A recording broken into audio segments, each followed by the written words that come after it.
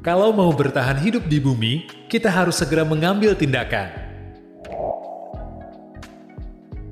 Sejauh ini, kita sudah menjawab pertanyaan-pertanyaan terbesar perihal alam semesta. Sekarang, ayo kita kembali turun ke bumi dan membahas permasalahan yang ada di rumah kita sendiri. Kelangsungan hidup planet kita sangat terancam dari berbagai sisi, dan kenyataan itu menyesakan banget. Dan sudah pasti, kondisi seperti itu sangat nggak baik untuk Ibu Pertiwi. Secara garis besar, kita bisa membagi ancaman itu menjadi dua kategori. Kejadian-kejadian yang di luar kuasa kita, dan kejadian-kejadian yang sebenarnya bisa kita kendalikan. Sekarang, yuk kita bahas satu-satu. Seperti yang tadi sudah dibahas, kalau merujuk pada hukum fisika dan probabilitas, planet kita sebenarnya sudah melampaui batas waktu untuk bertubrukan dengan asteroid. Dan rasanya kejadian itu adalah ancaman yang paling mengerikan yang mungkin terjadi. Mengingat, dengan segala teknologi yang kita punya saat ini, kita masih sangat nggak berdaya untuk mencegah kehancuran itu. Tapi dengan begitu, kita jadi bisa meringkaskan perspektif kita. Kita nggak usah pusing-pusing memikirkan hal yang nggak bisa kita hindari.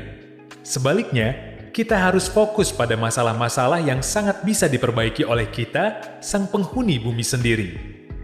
Ancaman yang saat ini ada di mata kita adalah perubahan iklim. Mengingat ekologi planet kita saat ini, emisi global nggak lagi berkelanjutan. Suhu laut yang meningkat menyebabkan lebih banyak karbon dioksida terlepas ke atmosfer dan membuat lapisan es di kutub mencair. Lalu, karena lapisan esnya berkurang, jumlah energi panas yang dipancarkan kembali keluar angkasa juga berkurang. Hal ini menyebabkan planet kita panas. Inilah kondisi efek rumah kaca yang terkenal itu. Dan kalau kita nggak mau bumi semakin parah, kita harus segera mencari solusi dan segi teknologi dan politik untuk mengurangi jejak karbon. Karena kalau enggak, planet kita akan berakhir seperti Venus, sebuah planet yang sangat nggak ramah untuk ditinggali.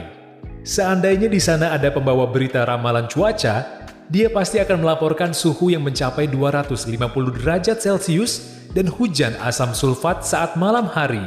Selain pemanasan global, bumi juga punya ancaman lain yang cukup dekat, yaitu penghancuran nuklir.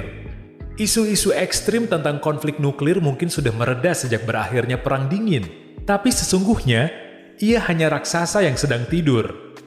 Iklim geopolitik kita sangat jauh dari stabil. Dan ketidakstabilan itu meningkatkan kemungkinan bahwa ada lebih banyak negara yang mempunyai senjata nuklir. Mungkin juga para teroris sudah menyimpan beberapa hulu ledak. Saat ini, cadangan nuklir dunia punya daya yang cukup kuat untuk meledakkan planet kita berkali-kali lipat. Melihat keadaan planet kita saat ini, sangat mungkin kalau perang nuklir atau bencana lingkungan akan menghancurkan bumi dalam kurun waktu 1000 tahun dari sekarang.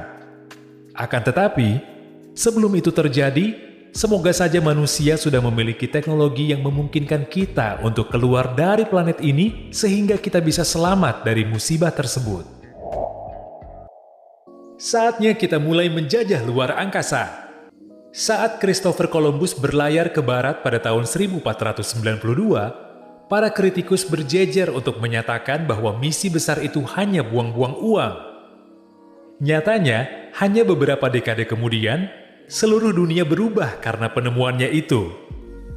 Kejadian itu mirip dengan situasi kita saat ini.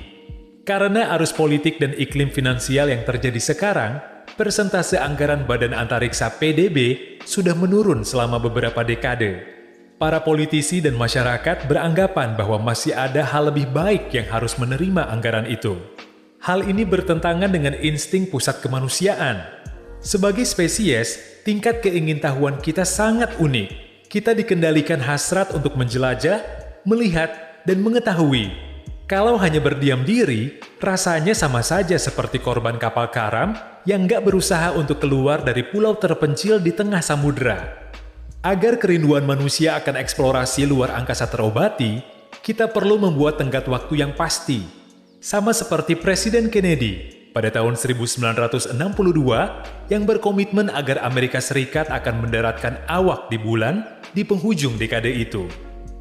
Dan keberhasilan itu membuka imajinasi masyarakat, serta menginspirasi banyak anak untuk menjadi ilmuwan.